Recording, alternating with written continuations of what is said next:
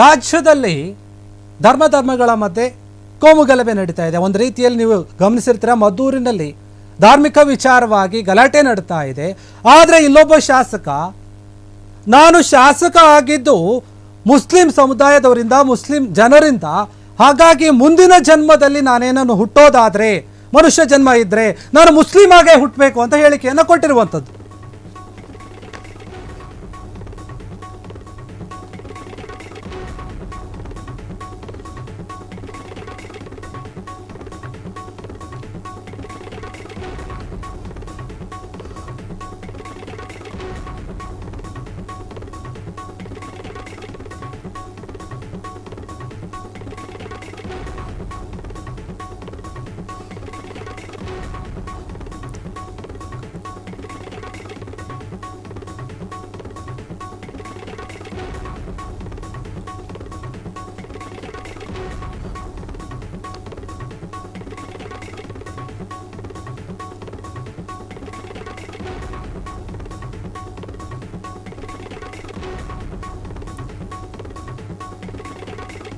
ನೋಡಿ, ಇಲ್ಲೊಬ್ಬ ಶಾಸಕ ಹೇಳಿಕೆಯನ್ನು ಕೊಟ್ಟಿರುವಂಥದ್ದು, ನಾನು 4 ಬಾರಿ ಶಾಸಕನಾಗಿದ್ದು ಕೂಡ ಮುಸ್ಲಿಂ ಅವರಿಂದ, ಮುಂದಿನ ಜನ್ಮದಲ್ಲಿ ನಾನು ಮುಸ್ಲಿಂ ಆಗೇ ಹುಟ್ಟಬೇಕು.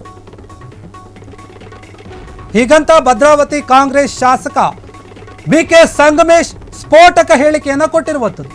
ಮುಂದಿನ ಜನ್ಮದಲ್ಲಿ ನಾನು ಮುಸ್ಲಿಂ ಆಗಿ ಹುಟ್ಟಬೇಕು, ಯಾಕಂದ್ರೆ ಅವರಿಂದ ನಾನು ಗೆದ್ದಿದ್ದೀನಿ, 4 ಬಾರಿ ಶಾಸಕ ಆಗಿದ್ದೀನಿ, ಇದೇ ನನ್ನ ಆಸೆ ಅಂತ ಕಾಂಗ್ರೆಸ್ ಶಾಸಕ BK ಸಂಗಮೇಶ್ ಹೇಳಿರುವಂಥದ್ದು. ಈದ್ ಮಿಲಾದ್ ಹಬ್ಬದ ಸಂದರ್ಭದಲ್ಲಿ ಮಾತನಾಡಿರುವಂತಹ ಸಂಗಮೇಶ್ ಈ ರೀತಿಯಾಗಿ ಹೇಳಿಕೆಯನ್ನು ಕೊಟ್ಟಿರುವಂಥದ್ದು. ನಿಮ್ಮಿಂದ ನಾನು 4 ಬಾರಿ ಶಾಸಕ ಆಗಿದ್ದೇನೆ, ಬರೋಬ್ಬರಿ 4 ಬಾರಿ ನಾನು ಶಾಸಕ ಆಗಿದ್ದೀನಿ ಮುಸ್ಲಿಮರಿಂದ. ನನ್ನ ಮುಂದಿನ ಜನ್ಮ ಅನ್ನುವಂಥದ್ದು ಇದ್ದರೆ, ನಾನು ಮುಂದಿನ ಜನ್ಮ ಮನುಷ್ಯ ಆಗಿಯೇ ಹುಟ್ಟೋದಿದ್ದರೆ ನಾನು ಮುಸ್ಲಿಂ ಸಮುದಾಯದಲ್ಲೇ ಹುಟ್ಟಬೇಕು, ಮುಸ್ಲಿಂ ವ್ಯಕ್ತಿ ಆಗಬೇಕು ಅಂತ.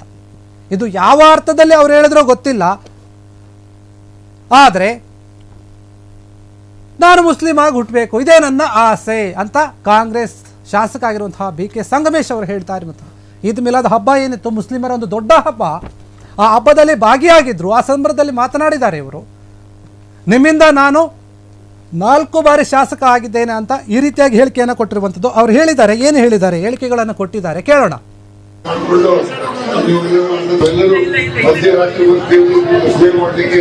ನಿಮ್ಮ ಮನೆ ಮಗನಾಗಿ ನೀವು ನಿಮ್ಮ ಮನೆ ಮನೆ ಸಾವು ತಗಂಗನಾಗಿ ಇರ್ತೀನಿ. ಈ ಮುಂದಿನ ಜನ್ಮದಲ್ಲಿ ಹುಟ್ಟಿದ್ರೆ ನಾನು ಸಾವಿರಾಗಿ ಇರ್ಬೇಕು ಅಂತ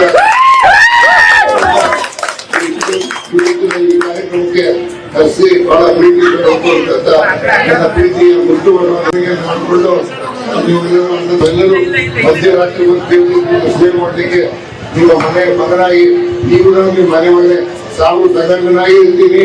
ಈ ಮುಂದಿನ ಜನ್ಮದಲ್ಲಿ ಹುಟ್ಟಿದ್ರೆ ನಾನು ಸಾವಿರಾಗಿ ಇರ್ಬೇಕು ಅಂತ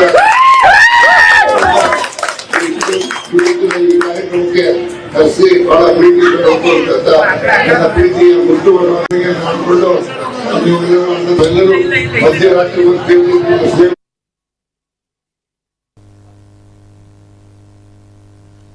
ನೋಡಿ, ಇಲ್ಲೊಬ್ಬ ಶಾಸಕರು ಹೇಳಿದ್ದಾರೆ, ನಾನು ನಿಮ್ಮಿಂದ ಗೆದ್ದಿದ್ದೀನಿ 4 ಬಾರಿ, ಅದಕ್ಕೋಸ್ಕರ ನಾನು ಮುಸ್ಲಿಂ ಆಗಬೇಕು. ಅವ್ರು ಹೇಳ್ತಾರೆ, ನನಗೆ ಮುಂದಿನ ಜನ್ಮ ಅಂತ ಇದ್ದರೆ ನಾನು ಸಾಬ್ರಾಗಿ ಹುಟ್ಟಬೇಕು, ಸಾಬ್ರಿಂದ ನಾನು ಗೆದ್ದಿದ್ದೀನಿ, ಸಾಬ್ರಾಗಿ ನಾವು ಹುಟ್ಟಬೇಕು ಮುಂದಿನ ಜನ್ಮದಲ್ಲಿ, ನಿಮ್ಮ ಋಣವನ್ನು ತೀರಿಸಬೇಕು.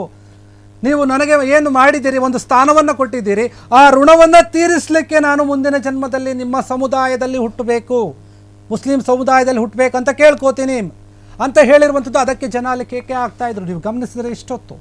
ಆದರೆ ಒಬ್ಬ ಶಾಸಕರು ಈ ರೀತಿಯಾಗಿ ಹೇಳಿಕೆ ಕೊಡ್ತಾರೆ ಅಂದರೆ ಕೆಲವರು ಅನೇಕ ರೀತಿಯಾಗಿ ಇದನ್ನು ನೋಡ್ತಾರೆ. ಒಬ್ಬರು ಪಾಸಿಟಿವ್ ಆರ್ ನೆಗೆಟಿವ್ ಎರಡೂ ಕೂಡ ಇರುತ್ತೆ ಈ ಒಂದು ವಿಚಾರದಲ್ಲಿ.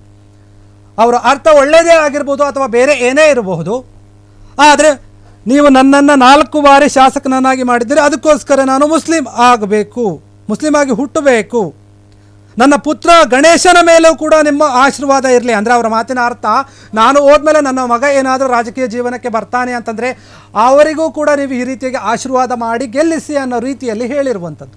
ಈ ಮೂಲಕ ಪುತ್ರನ ರಾಜಕೀಯಕ್ಕೂ ಕೂಡ ಬುನಾದಿ ಹಾಕೋ ಲೆಕ್ಕದಲ್ಲಿ ಕಾಣ್ತಾ ಇದ್ದಾರೆ ಇವರು. ಕ್ಷಣ ಕ್ಷಣದ ಸುದ್ದಿಗಳಿಗಾಗಿ ಫ್ರೀಡಂ ಟಿವಿ ಸಬ್ಸ್ಕ್ರೈಬ್ ಮಾಡಿ, ಲೈಕ್ ಮಾಡಿ ಹಾಗೂ ಫಾಲೋ ಮಾಡಿ.